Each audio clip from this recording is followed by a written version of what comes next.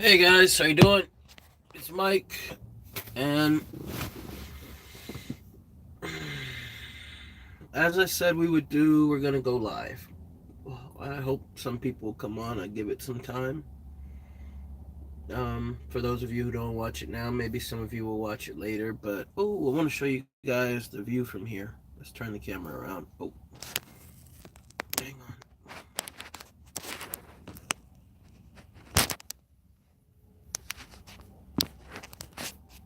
Take a look at that view. Now you probably can't really see it very much from here. Oh wait, hang on. This is one of my favorite chill spots in the Inland Empire because mostly of that view. Okay. You see that? I mean, I don't know what the temperature is right now, but it's warm out today and there's still snow up in the mountains. This is one of the only areas in the country where you can have beach, you can have snow, you can have the whole nine. It's 66 degrees Fahrenheit outside, but there's still snow up in the tops of the mountain range right there. And so I'll zoom back out so you guys can see this is where I'm hanging out. It's in a little strip mall plaza here in Southern California. I won't say exactly where because I want to keep it uh, accessible. I know there's a lot of people in the lifestyle who do certain things with their van lives that may not be as considered appropriate and things of that nature. So I won't say exactly where, but those of you guys who have followed, you guys know where I'm usually at. And that's that. Oh, this guy got a nice little fruit bowl going. So yeah.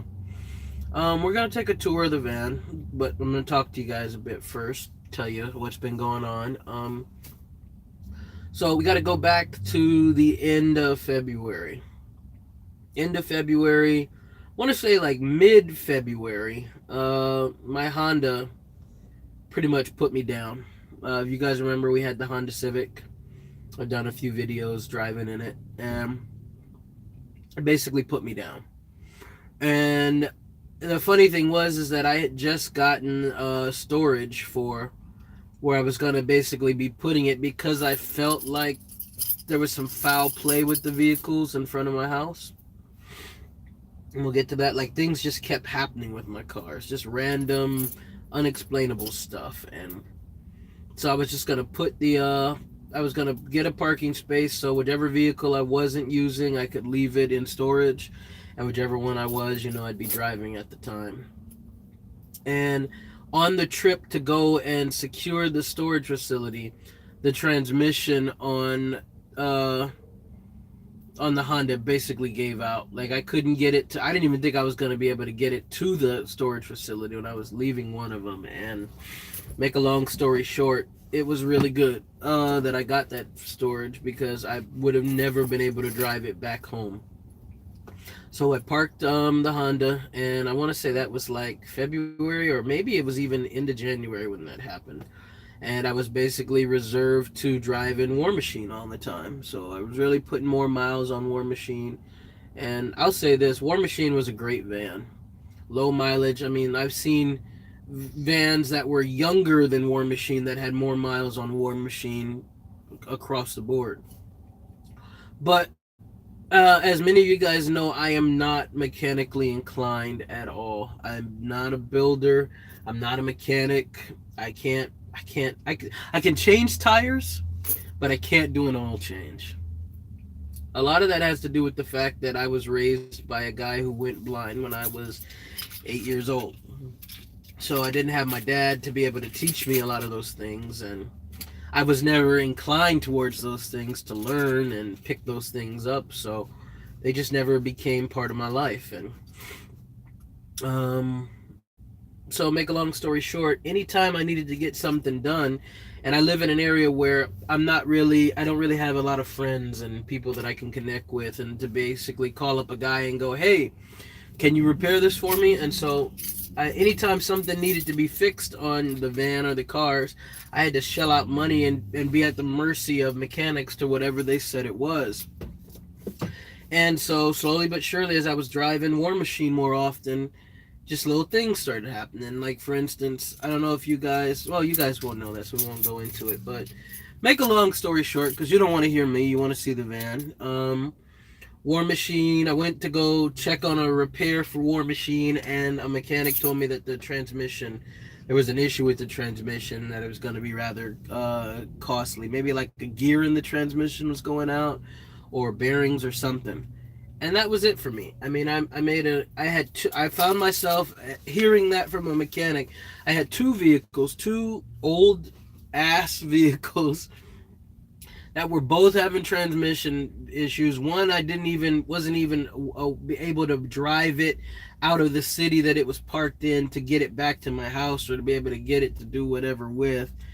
And, it was just time. So I drove War Machine back to the house. And originally what I was going to do was I was going to try to trade both cars in and put some money that I'd been saving down on a Class B. And I went there and they were like, well, you need to do this, and I'm like, no, I don't want to do anything. I want to come, I want to give you what I got, and I want to leave out of that lot without two cars that are constantly giving me troubles, or two old pieces of crap. And I want to leave with a new hotness. So I drove over to John Elway Dodge and just pulled in, and it was raining the day I went in. I think it was March the 1st, and it was raining. It wasn't pouring down rain, but it was drizzling rain in Southern California. And I just saw the high tops, and I was like, yep, I want a high top. And I went to the guy, and I told him, I said, I've been working on my credit, got it back to at least a decent level.